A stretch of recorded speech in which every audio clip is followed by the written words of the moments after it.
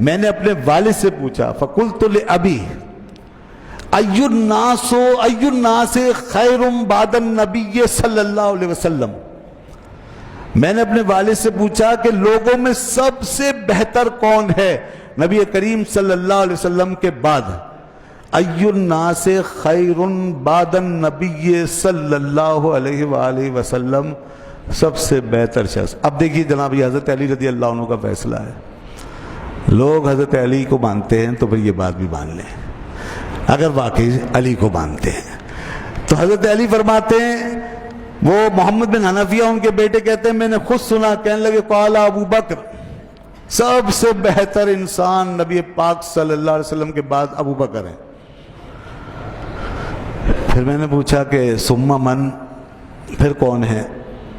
تو قال عمر، پھر انہوں نے فرمایا عمر۔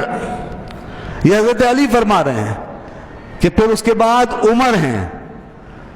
پھر اس کے بعد وہ کہنے لگے کہ مجھے یہ ڈر ہوا کہ کہیں آپ اب عثمان کا نام نہ لے دیں، کیونکہ اس کے بعد لوگ یہی سمجھتے تھے کہ تیسرے نمبر پہ حضرت عثمان غنی ہے، اور یہ بات حضرت عثمان غنی رضی اللہ عنہ کی شہادت کے بعد پیش آئی ہے کہ مجھے یہ ڈر ہوا کہ آپ حضرت عثمان کا نام نہ لے دیں۔ تو میں نے سوال کی نوعیت بدلی اور میں نے کہا ثم انتا، اس کے بعد تو آپ ہوں گے، اس کے بعد تو آپ ہوں گے۔ تو وہ فرمانے لگے ما انا الا رجل من المسلمین، میں تو صرف مسلمانوں میں سے ایک شخص ہوں، میں مسلمانوں کا ایک فرد ہوں۔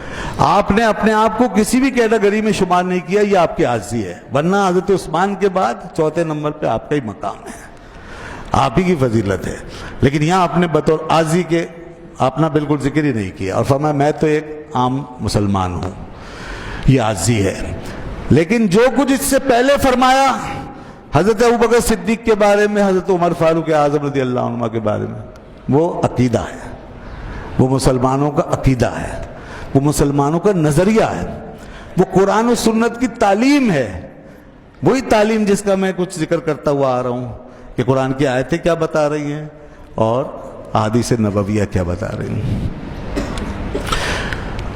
بخاری شریف میں یہ حدیث بھی موجود ہے، اس کو اور بھی محدثین نے بیان کیا، اس حدیث کو اور بھی کتابوں میں آپ دیکھ سکتے ہیں، مشکات میں اور دیگر کتابوں میں، بل بخاری سب سے بڑی کتاب ہے احادیث کی۔ اب اس میں یہ حدیث بھی موجود ہے کہ جس میں کہ حضرت عبداللہ ابن عمر رضی اللہ عنہما نے تمام صحابہ کے حوالے سے ایک بات بتائی کہ ہم صحابہ کی جماعت حضور کے زمانے میں کیا کہتے تھے، یہ ترجیح کے بارے میں، تفضیل کے بارے میں، فضیلت دینے کے بارے میں، وہی جو میں نے کہا نا افضلیت۔ تو افضلیت کا مسئلہ کس طرح ثابت ہو رہا ہے، ذرا اس کا پیٹرن سمجھ لیجئے۔ لوگ میں نے عرض کی کہ لوگ ایک ایک روایت لا کر خبر واحد لاتے ہیں، کبھی ضعیف حدیثیں بھی لے آتے ہیں اور کبھی صحیح بھی ہوتی ہے تو خبر واحد، اس کے ذریعے سے افضلیت کا فیصلہ کرتے ہیں۔ تو اخبار احاد سے یہ فیصلہ نہیں ہوگا، یہ دیکھیے اس پیٹرن سے ہوگا، جیسے قرآن سے اور مشہور احادیث سے اور صحابہ کے کنسنسس سے، صحابہ کے فیصلوں سے۔ تو صحابہ کرام نے جو فیصلہ کیا ہے ہم اس کو فالو کریں گے، نہ کہ ہم کسی چیز کو لے کر اپنے عقل سے پھر ہم وہ کہنا شروع کر دیں ان سے ہٹ کے، یہ نہیں ہو سکتا، ورنہ آپ صحابہ کے طریقے پہ کیسے رہیں گے؟ حضور نے فرمایا صحیح راستہ وہ ہے ما انا علیہ واصحابی، جس پہ میں اور میرے صحابہ ہیں، صحیح راستہ وہ ہے جس پر میں اور میرے صحابہ ہیں۔ اب صحابہ کس پر ہیں وہ سمجھیے۔ فرمایا حضرت عبداللہ ابن عمر رضی اللہ عنہ نے کہ کننا فی زمن النبی صلی اللہ علیہ وآلہ وسلم لا نعدلو بأبی بکر احدا، فرماتے ہیں ہم رسول اللہ صلی اللہ علیہ وسلم کے زمانے میں، ہم اصحاب آپ کے زمانے میں ابو بکر کے برابر کسی کو بھی نہیں سمجھتے تھے۔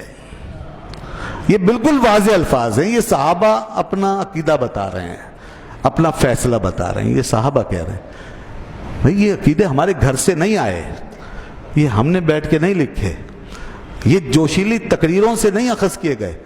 اب جو باتیں پھیل رہی ہیں وہ جوش و جذبے سے پھیل رہی ہیں، تقریروں سے، سوشل میڈیا سے، فیس بک پہ پھیلا دو، سوشل میڈیا پہ پھیلا دو بس، اور گھن گرج کر کے زور زور سے جوش میں آ کے دکھا دو تو لوگ مان لیں گے. ظاہر ہے سامنے کون بیٹھے ہیں, شاگرد بیٹھے ہیں یا مرید بیٹھے ہوئے ہیں, تو انہوں نے تو نعرے لگانے. کون سے علماء بیٹھے ہوئے ہیں کہ آپ ان کو جا کے منوا رہے ہیں, کوئی دلیل دے رہے ہیں. آپ اپنے مریدوں کو بٹھا کے زور زور سے چیخ چیخ کے ان کو منوا لیتے ہیں. آہستہ سے بھی بولیں گے